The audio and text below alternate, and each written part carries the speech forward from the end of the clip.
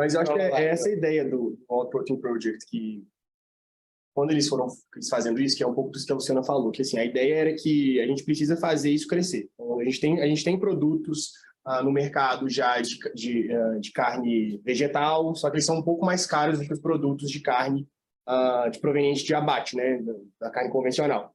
A gente já tem empresas comercializando produtos baseados no cultivo de células, né, que só que é a carne cultivada. Só que essa tecnologia ela ainda é um pouco mais cara lá nos Estados Unidos e em Singapura. E ainda, além disso, ela também não tem completamente todas as propriedades organolépticas, de textura, de sabor que a carne convencional tem. Então, como fazer essa tecnologia acontecer? Mas vem cá, tipo, eu já comi feijoada vegetariana. A carne, assim, essa proteína de nova geração e tal, vamos chamar assim, ela imita alguma coisa, tenta substituir, tipo, vou substituir seu bife. A ideia é essa. Frango, a ideia é essa. Então, o campo proteínas alternativas está tentando se estabelecer como um campo científico que não é simplesmente tofu. Tofu pode ser proteico, pode ser uma alternativa a um queijo, mas a proteína alternativa, a ideia dela como ciência seria criar análogos de carne que tenham sabor e textura parecidos à carne, a fim de tentar achar aquele consumidor que tem uma vontade de reduzir o consumo de carne, mas não quer perder a experiência do consumo. Não, mas é importante você falar isso, porque assim, não só ser um análogo no sentido de sabor e textura, mas também ter um valor nutricional adequado. Né? Pelo menos isso. Que é, por exemplo, quando você vai para os vegetarianos, eles têm realmente ter uma dieta muito balanceada, exatamente porque o conteúdo proteico às vezes é pago. Então, você tem que administrar ali a sua refeição para que você tenha realmente todo o valor nutricional necessário ao seu bom funcionamento do organismo. Então, a ideia é também você criar esses análogos que tenham os valores nutricionais necessários ou até melhorados. Ou até melhorados, que é possível, né? Tem algum produto assim que é vegetariano, sim mesmo? Por exemplo, eu sei que a gente come arroz porque falta lisina no feijão, né? Se você fizer um feijão com lisina, eu já não preciso comer arroz. Mas arroz é gostoso. Ou então o contrário. Não, a gente quer comer um arrozinho, a gente quer comer feijão. Não, estou falando assim, às vezes você pode comer um milho, por exemplo, né? Só porque é mais fácil produzir milho em grande quantidade. Mas aí você pode, basicamente, expressa muito carboidrato, o grão de milho, né?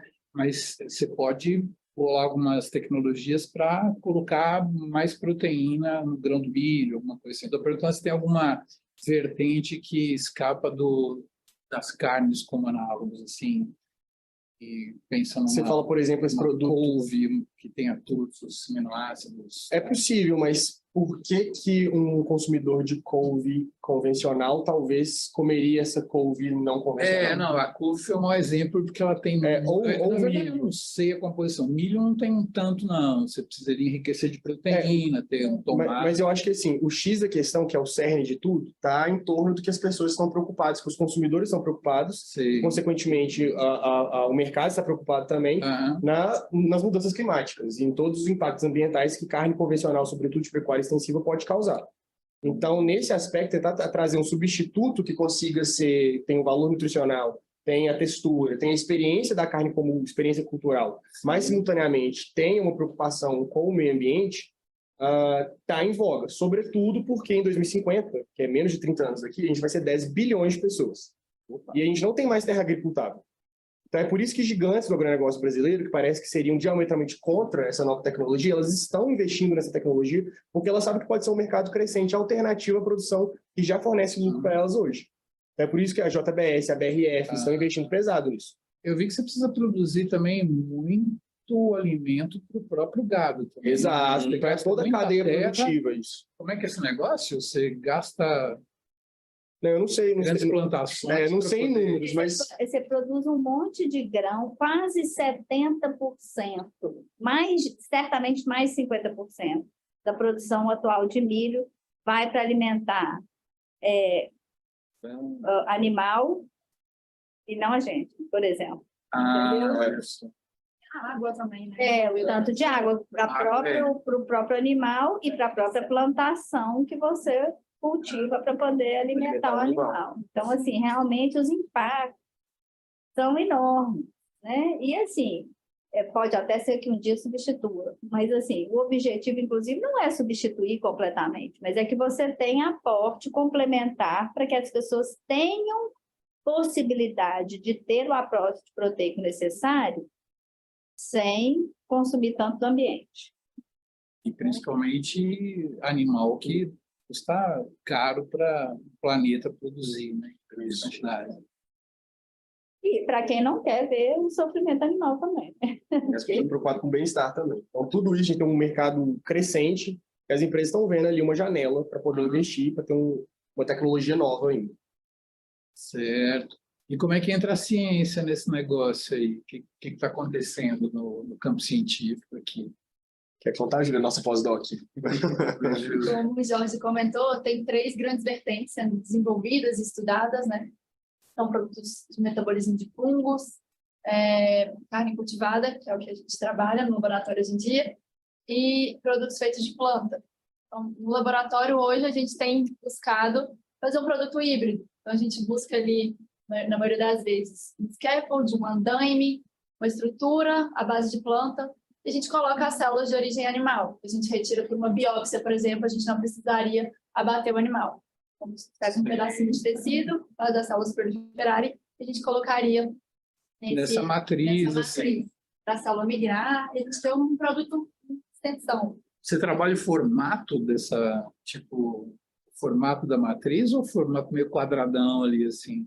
Tem materiais diferentes. A gente consegue fazer nanofibras, que os meninos trabalham com nanofibra, então a gente fia bem fininho e vai expondo umas sobre as outras. Tem outras que são um pouco mais espessas, ficam como se fosse de uma esponja mesmo, de lavar louça. E as células vão migrando ali pelo material. Vai ter mercado para Come consórcio, não é verdade? Camarão. Todo mundo aqui come consórcio? Cara, Todo consórcio. Um A gente camarão. gosta de ver uma comida bonita. camarão. Um camarãozinho bonitinho, matriz não a de carne de camarão camarão. processada. Doido. Então, uma das coisas é você conseguir fazer carne estruturada, ou seja, a carne que tem, isso faz parte, o scaffold, faz parte de como que você monta, de você redesenhar com todas as células que compõem aquele tecido, que não é só músculo. Tem músculo, tem gordura, tem fibroblasto, tem outras coisas que vão dar uma estrutura e também um sabor para a sua comida, né? Então, assim, fazer essa carne estruturada é mais fácil hoje a gente fazer carne processada, tipo carne moída, que aí você cresce a célula sem ter uma estrutura, né? Como se fosse um bolinho, Um nugget de frango. Um nugget. Ou você pode fazer uma carne estruturada. Então, tem se investido muito hoje, você perguntou, como é que está a ciência? Então, tem se investido muito em encontrar scaffolds, essas estruturas, esses biomateriais que sejam compatíveis com o crescimento da célula e que dê uma estrutura que se assemelhe daquilo que você come, né? Bioimpressão, por exemplo, é uma coisa que tem sido bastante investigada, não só na área biomédica, de reproduzir um órgão que a gente possa usar hoje como transplante, mas também para recriar um pedaço de carne, pegar uma lagostinha, um camarão bonitinho, que a gente gosta de comer coisa bonita. Eu acho que pedaços assim, muito estruturados que demandam diferentes complexidades de tecido, eu acho que vai demorar um pouco para a gente conseguir ter um desses. Então, uma orelhinha de porco, um rabinho de porco, um focinho de porco, talvez demore um pouco. Foi o melhor do mundo. Não, foi um exemplo ótimo que demonstra, que demonstra que é isso onde a gente quer chegar. Sim, mas, assim, uma coisa que eu não sei se todo mundo que está assistindo a gente que entende isso, que assim, o que a gente quer fazer é músculo. É músculo esquelético. A carne é músculo esquelético. Entender, portanto, a disposição do músculo esquelético num tecido nativo, né, numa galinha, num boi, ou na gente mesmo, para outras aplicações que não fossem para consumo, é muito importante. Então, assim, dentro das 3 plataformas de proteínas alternativas, você vê que a gente sempre vai puxar mais para a carne cultivada, que é o que a gente está trabalhando. Mas, assim, dentro das 3 plataformas, fermentação, que é fungo, carne cultivada e planta, todos eles têm uma preocupação muito grande, que é a textura. E a textura, ela vem por causa, para mimetizar essa formação em fibras, né, que a gente tem do músculo. Então, você tem que, nós, mamíferos, a gente tem essa capacidade de fazer músculo, de fazer organizações proteicas que são filamentosas. Então, planta não consegue fazer isso. Então, toda proteína de planta vegetal, ela é globular. Então, tentar fazer alguma tecnologia que pegue essa proteína globular e faça com que ela tenha uma estrutura fibrosa para ter essa estrutura de frango que você parte assim de um lado, do outro não pode partir durante o churrasco, ou a carne, uma maminha, ou uma picanha com a gordura em volta, então é muito complexo. Tentar criar essa estrutura fibrosa é muito difícil.